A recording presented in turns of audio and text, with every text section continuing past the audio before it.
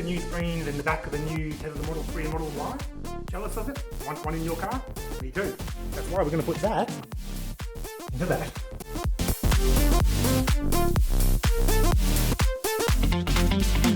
So the current Tesla Model 3 Highlander and the just released Tesla Model Y Juniper, they both have rear entertainment screens, whereas if you're in an older Model 3 or Model Y like my 2022 Model 3, you've only got the front screen. Now this is amazing, a 15-inch high resolution, great visibility, great everything really, this interface here, but without anything in the back, which looks like that, it is a little bit boring for the rear seat passengers. So I've ordered this product here from Hansshow. It's the h86 rear multifunction display, which is effectively a rear screen for your Model 3 or Model Y, which will make it not exactly the same as the current Highlander or Juniper Model 3 and Y, but pretty good anyway. I think what we'll do next is unbox the screen that I've received from Hansshow. We'll install it, which hopefully won't take too long, and I'll take you through a tour of what features this product will offer you. This is the h86 rear screen. This one is designed for my Tesla Model 3, which is a 2022 build. But if you look at the website, you can also get ones designed for the earlier pre-facelift Tesla Model Y.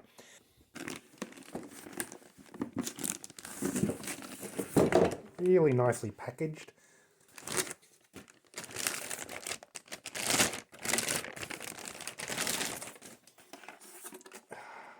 So this is it's an almost a 9-inch screen, 8.66 inch I believe is what it is.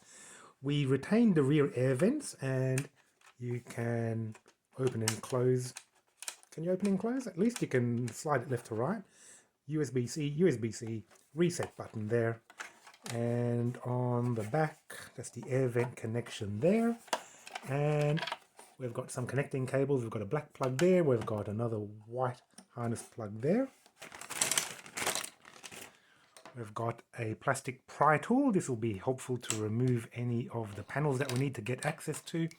We've got a harness plug here, so clearly this will intercept one of the existing factory plugs here, and that looks like it will plug into the back of the unit, which was that plug over there, that one there. We've got a loop connector here. This is normally to avoid any error messages. So once we remove the original air vent cover, that will go in there. And we've got a USB-C to USB-A adapter, which is useful in case you wanted to charge any old-fashioned devices through that port there. First thing we should do before we install the product is to go to your car features by pressing that button there. Go to safety. We're actually going to turn the car off because we are going to fiddle with the electrical systems a little bit. Power off. Are you sure you want to power off? Place foot on the brake to turn power back on. So, there we are. I've moved both the front seats forward to give us a little bit more room here. And what we should do is simply yank. It sounds bad, but don't worry about it. Simply yank on that cover there to remove the existing rear vent and power. There is one plug here that you can probably see. Where is it? There. So we're going to disconnect that because that provides power to the rear USB socket. Unclip that by lifting it up and wiggling it out.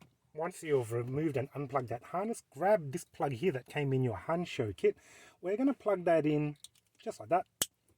And what that should do is prevent any error messages from coming up. Next thing we're going to do now is get underneath there, remove that lower cover. That'll give us access to plug in this harness here. So to remove that lower panel, there is a pry tool, a plastic pry tool provided with the Hansshow kit. I've got a couple of spares from all the other work I've been doing just in that gap there. With another one in that gap there. Give that a little tug.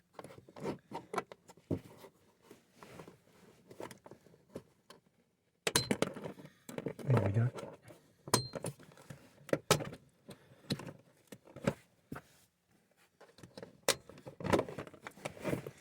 And that is enough to remove the lower cover there. As you can see, we've got a harness here, and we've got this provided Hansshow harness, which is going to go in between those two there. To remove that, we're simply going to unclip that harness, remove it like that. and that allows us to plug that in between the two. Clearly one end plugs into there, and the other end.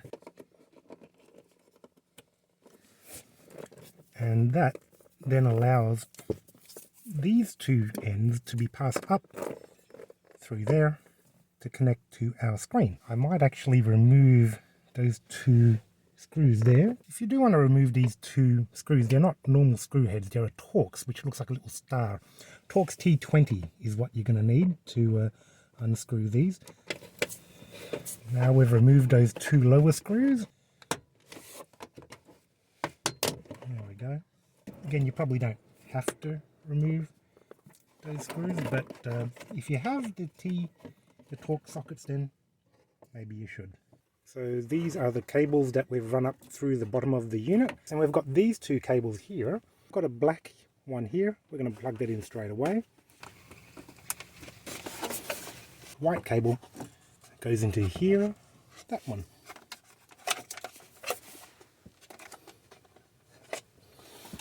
Oh, there we go. So we're already getting a loading screen here, and as you can see there are a bunch of touch panels on the bottom. Oh, cool. Check it out. There's the Model 3 Highlander. Let's tuck that back down there a little bit.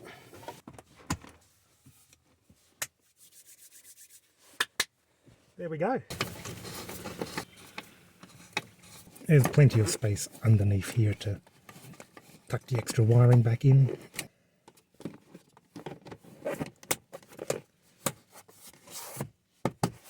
It only takes a minute or so for the rear screen to boot up, and it takes you straight to the vent control.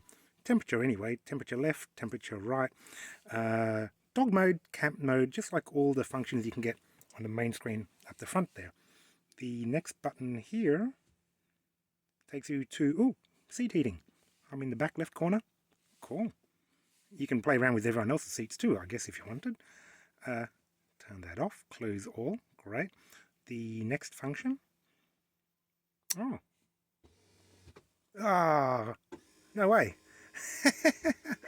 Alright, that's one way to really annoy the passengers in the front seat, but that's pretty cool. The next one is for music. At the moment I don't have anything loaded up on my main screen, but you can control volume, play, pause, etc. The next one that we have, okay, we've got a bunch of apps here.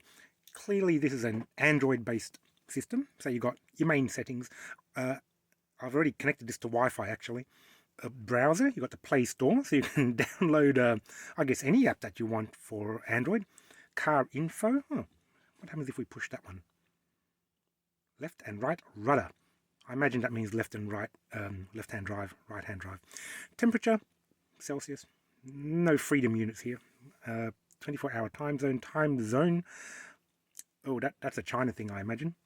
We've got some information about the car, the Android setting anyway. File gallery, music. Even Netflix is preloaded, and TikTok, of course. The next button we have here, it takes you straight to all your streaming services. Local video, so you can also download your own MP3s, AVIs, whatever video files in case you're driving a long distance and you don't want to stream anything. All the streaming apps that you need, Netflix, but hey, we love YouTube, don't we? Bozu Garage, like, comment, subscribe if you haven't already. And let's see if we can look at a video on the rear screen. Will it play? If you're not sure what a good budget is, Google Ads can suggest one based on your type of... So, what is... Tim from Bozu Garage. Today we're in Melbourne. We're going to the EV show.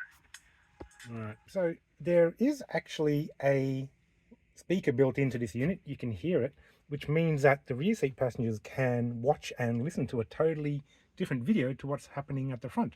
So if you're on a long drive, your backseat passengers could actually, I imagine you could connect some Bluetooth headphones to this. Your rear seat passengers can just watch whatever they want in peace and quiet without disturbing the driver and the front seat passenger.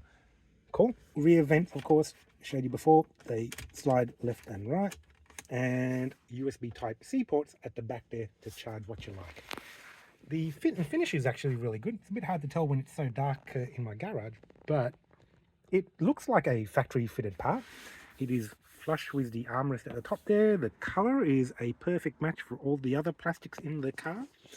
I haven't peeled off that protective covering yet, but I will one day. So that's my video on the installation of the h86 rear entertainment screen from Hansshow. Really easy to install. If you follow my guide, I don't think you run into too many problems there. Anyone can do it, and it upgrades your car to the current level of comfort, I guess, that you'd expect to see in the new Tesla Model 3, Tesla Model Y, even if you've got an older Model 3 or Model Y like mine. Great for improving the comfort of your backseat passengers. You can watch video independently of the front. You can download your own videos to here as well. So if you're taking a long road trip, you can load up on whatever content that you like.